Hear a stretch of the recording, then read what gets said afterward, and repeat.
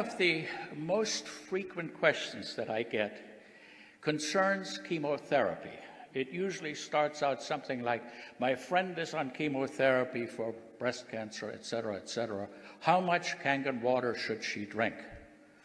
Well, first of all, she could drink all she wants because there's no magic or mystery. Kangen water is good for any human condition because it is the best water you can drink, just parenthetically. During chemo, many doctors advise that antioxidants be discontinued.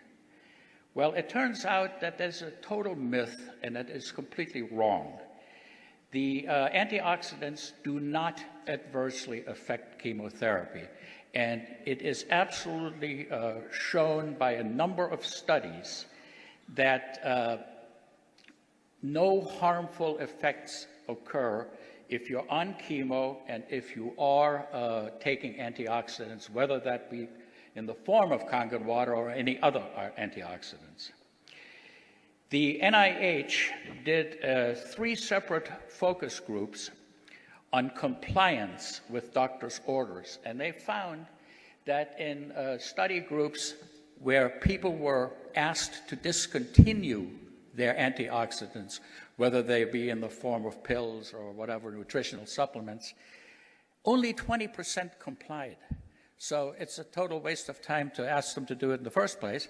And also, a review published in May of 2007 by Cancer Treatment Reviews, 855 studies were reviewed, and not one single one showed an adverse effect of antioxidants while on chemo. And so basically that chapter is closed.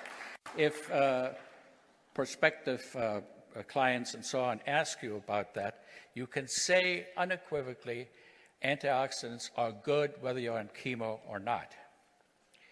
Now, what about benefits of Kangen water in patients who are undergoing chemotherapy? Are there any? Well, let me say that they are actually quite huge, and I do that based on personal experience. Dr. David Carpenter and I have corresponded, we were friends, and he has the same experience, that the side effects that patients get with chemo, nausea, vomiting, loose bowels, etc., are much lessened in those that faithfully drink their Kangen water. And I think I know the reason why, because when you get dehydrated, all these symptoms get worse. When you get dehydrated, you may become acidotic, and all the symptoms get worse. And you know very well that this water produces an alkaline effect in the body, and that it can actually reverse metabolic acidosis. This has been proven without any doubt in laboratory studies on mammal animals that were rendered profoundly acidotic, and the acidosis was reversed virtually instantly by the administration of Kangen water. So the benefit in chemotherapy of drinking Kangen water is huge.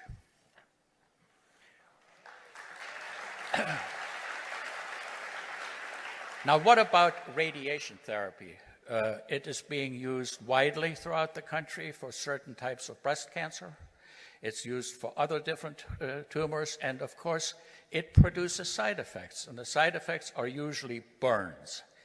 They're worse in fair-skinned people. There's nothing more, heart-wrenching to see. We get some fair-skinned Celtic person, snow-white skin, and the burns are very, very nasty. The ingestion of the Kangen water helps healing, and the topical administration of 11.5 pH water, say you take a towel or something like that, wet it very well, lay it onto the skin for 15 minutes twice a day, especially right after the radiation treatment, and it is an amazing effect that this has on ameliorating these types of symptoms, and I highly recommend it. And by the way, you don't need FDA approval for that. Water has been used to treat burns since antiquity. We know it puts out the fire.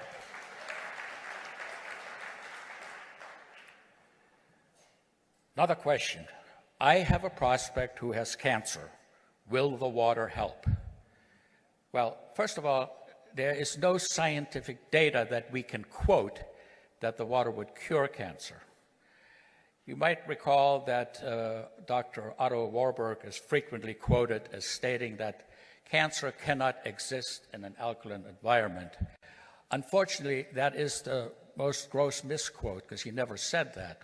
What he did say is that cancer can live in the acidic environment that it creates because it uses a different pathway to create energy. It uses fermentation rather than oxidation. Believe me, cancer can survive in an alkaline environment. The rates of cancer that are in the world existent today prove that.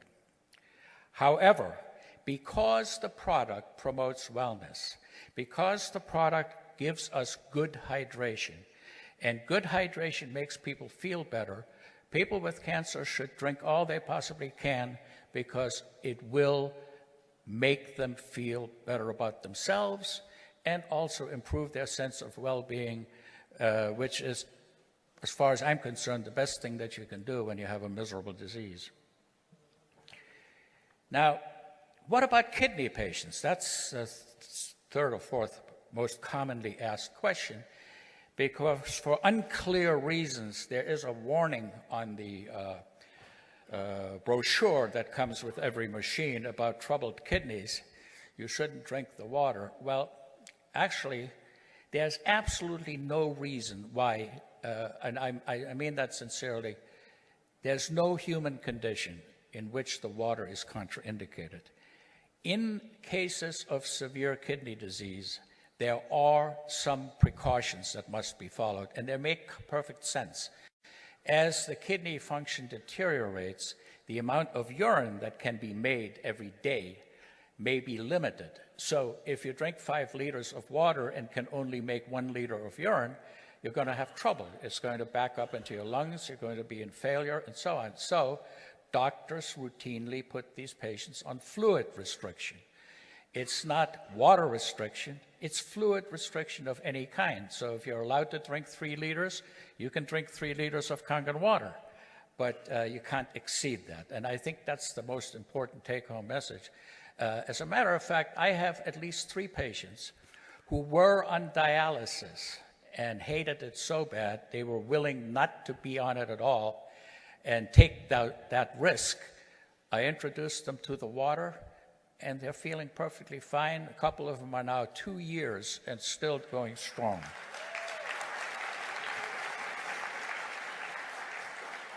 One of the other therapeutic things of Kangen water in the presence of kidney disease is the fact that it is so alkaline and that it can reverse acidosis. People who are what we call uremic, whose kidney function is really bad, are always acidotic. That's why they lose their calcium from their bones, they get fractures, and so on and so forth. Because Kangen water is a buffer against that and can reverse the acidosis, it is of great therapeutic value. It certainly is much better for you than bottled water, Coke, or any sports drinks. Now, here's another question, and this has been battered around a number of times and asked in different forms, which is the following. Can you become too alkaline by drinking too much Kangen water? And the answer is absolutely no way. Our bodies have a very, very efficient mechanism of dealing with acid. And there are 2 pathways, one through the lungs and the other through the kidneys. What is, however, possible is to develop water intoxication. And that would occur long before there would be any pH effects. Now, picture this. The water is hypotonic. In other words, there is less mineral concentration in water, in the Kangen water, than in your serum. So if you drink a huge amount of that, you will dilute the sodium in your blood and in your serum. And when it gets to the around 120 milliequivalent stage, you're prone to seizures, to all kinds of things, and it can even kill you. There was in 2007 a case in Sacramento, California, where a radio station had a water drinking contest. And a 27-year-old mother of 3 died of water intoxication, general seizures, and her heart stopped. And the cause of death was determined to be water intoxication. And her family won a $16 million jury award for the fact that this was negligent behavior on the part of the radio station. Now, organ transplants. That's a frequent question. My prospect doesn't want to drink the water because she had a kidney transplant and will think it will interfere with her anti-rejection medicine. Well, let me say this. I don't know of any medicine that Kangen water interferes with. I think that's a total myth. If you think about it, if you live in Seattle, Washington, the pH of the drinking water is 10.5. And, does that make sense that it's okay to take your pills with that water and not okay to drink it with Kangen? It makes no sense whatsoever. And in fact, I have now met 3 heart transplant patients who are in the Kangen water family and multiple people with kidney transplants. And there's absolutely no way in which they have been adversely affected. Remember, transplant immunity is a highly complicated system of rejection and anti-rejection, and the medications are highly complex. Water is an extremely simple molecule. It is part of us, and the actual negative charges and so on that we think will absorb into the body are dissipated very, very early. So, organ transplants, Kangen water, totally compatible.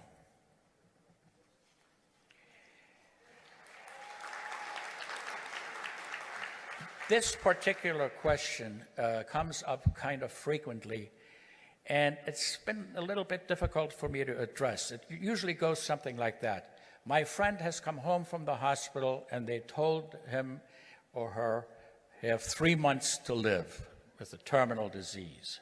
How much Kangen water should he drink? Well, I sort of have the same reaction. I take a big bottle of scotch myself, but I'm sure the question it comes from the heart and it's well-meaning, but one must be careful that somehow or other it isn't portrayed as some potentially last-ditch life-saving device, because it could really hurt people. So one should be very careful. Obviously, you can drink Kangen water till your deathbed, till your last dying breath. The question arises, would you want to? It's your choice. Now, Coumadin. Oh, my word. Coumadin comes up at least twice a week in questions. I am on a Coumadin. Can I drink the water? Yes, yes, yes, yes, yes. Absolutely. Why? Coumadin is a drug the efficacy of which is affected by many, many factors, most of them things like green vegetables. If you eat too much broccoli and you're on Coumadin, it'll screw up your test. If you eat too much spinach, I mean, there's so many different things that affect it, which is why all patients on Coumadin must have regular tests to check their INR or the activity of the Coumadin in the blood. And so whether it is true that Kangen water might obscure the test somewhat, it's immaterial because you're obligated to test the patient and you can always adjust the dose appropriately. So Coumadin and Kangen water, absolutely, no problem. A doctor told me to stop drinking Kangen water because I am allergic to the minerals that it produces. Well, let me tell you something. It can't produce any minerals. The only minerals that are produced are the ones that have gone in from the source water. You can't de novo produce minerals from a 240-watt machine. During a nuclear reaction, new elements can be produced, but that's what it takes.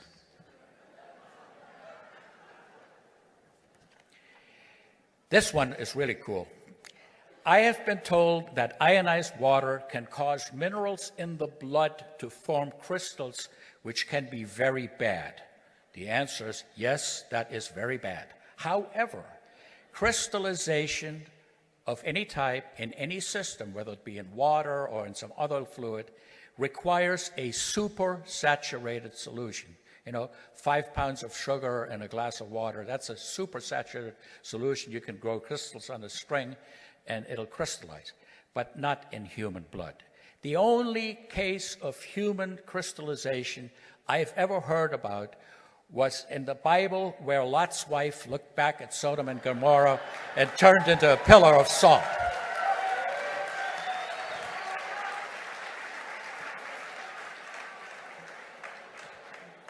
And then there is a list, I'll just tell you a quick list of conditions that I've been asked about and have been asked to advise on how much and what pH water to drink. These are by no means all of them, but lung, liver, and bone cancer, leukemia, melanoma, brain tumors, Hodgkin's disease, pancreatic cancer, colon cancer, stomach cancer, ovarian cancer, uterine cancer, throat cancer, breast cancer, bladder cancer, prostate cancer, and myeloma, and others. And the answer is all the same for all of them. The water is good to hydrate people who are chronically dehydrated, which most cancer patients are. It does not cure the cancer, but it definitely can't hurt, and it might just make you feel better. Implanted devices, that's a very common question. I have a mitral heart valve. Can I drink Kangen water? Well, you have to picture that once a device is implanted in someone, whether that be a pacemaker, a heart valve, a breast implant, some other hip, for example, total knee, the body accepts it and forms a membrane, a fibrous type of membrane around it, which virtually excludes it from the bloodstream or anything else. And there's absolutely no problem with any implanted device and the drinking of Kangen water. Now, the other thing is that more and more of the implanted devices now contain noble metals, such as platinum or titanium, and these are particularly non-reactive. They are totally inert and completely safe.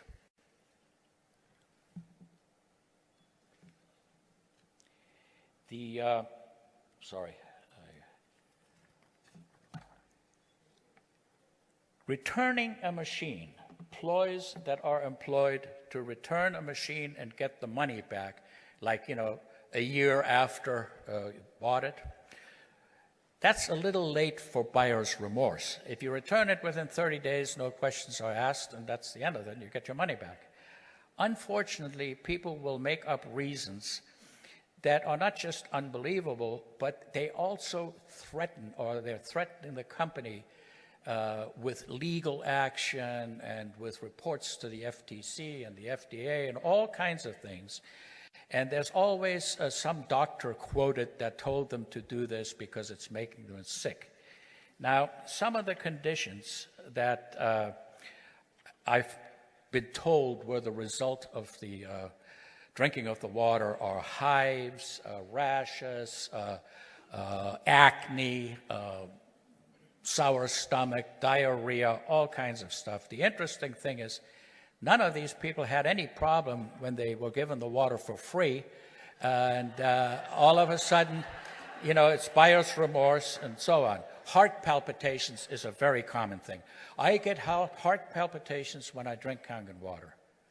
Please, you get heart palpitations for 50 million reasons, and almost none of them have anything to do with liquids, Anyway, the bottom line, there's no way in which Kangen water can cause any of these conditions that are claimed. Certainly, Kangen water doesn't cause urinary tract infections. I mean, the bacterial theory developed by Robert Koch in 1848 has been proven to be sound. Now, when one resorts to these kind of tactics, one is actually committing a crime. Extortion is illegal. It's just illegal, and it's sad that people do that. But anyhow, The last thing I wanted to talk about is sort of an interesting subject because I hadn't really been, knowledgeable at all about it. I've had to do a little bit of research. But apparently there is a sizable population in this country that likes colonic therapy. And I have never had a good grasp of that. As a matter of fact, I need one more colonoscopy in my life before I can call it quits. And I dread that. I've already postponed it 2 years. But I often, I don't want to be rude or anything, but I get asked, how much of a mixture of 11.5 and 9.5 should I use to give my clients an enema? Well, I don't know. I mean, I don't want to go there. But to make a long story short, in the interest of safety, I'd like people to know that strong acidic and strong Kangen water are not for drinking, and that you should never put anything in your colon that you wouldn't drink.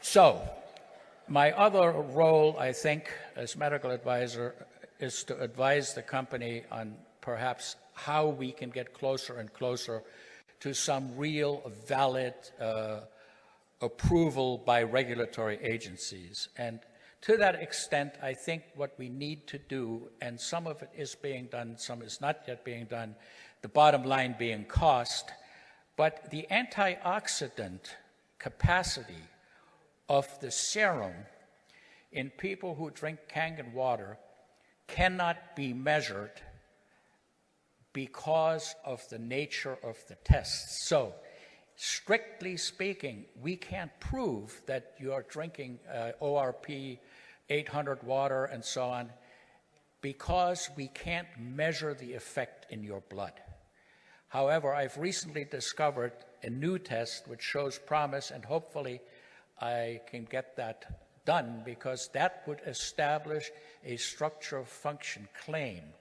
And as you know, antioxidants are widely recognized as having a positive effect on human health by the FDA and all kinds of other agencies. Now, the other thing, the alkaline effect, the benefit of that, I think we're well on our way to being able to prove that because we have laboratory animals that have been subjected to profound acidosis, and we've been showing that this can, in fact, be reversed by Kangen water. The bactericidal effect, we've been studying this now for 1.5 years, and there are problems with it because the standards that the EPA demands for these tests are extremely rigorous. We know that the acidic water will kill every bacteria known to man, but it won't kill it in 30 seconds and under certain circumstances that are required by the FDA. And we're working on that. Whether or not that'll require increasing the wattage or perhaps some enhancers, we're not there yet. And finally, there's another thing that we should do. We should show and demonstrate the emulsion coefficient of strong alkaline water, the 11.5 water, because that would allow us to market it as a pesticide removing agent. They have to have a certain degree of emulsion coefficient, which is easily tested, and then you could in fact say that that's where the red tomato test comes from, the emulsion of the pesticides into the water. And this is sort of pretty much up to date, and we're going on, and the slides, for bizarre reasons, wouldn't transmit over here, but this is the Enagic logo, and like the Knights Templar, it says, in hoc signo vinces, in this sign we conquer. Thank you very much.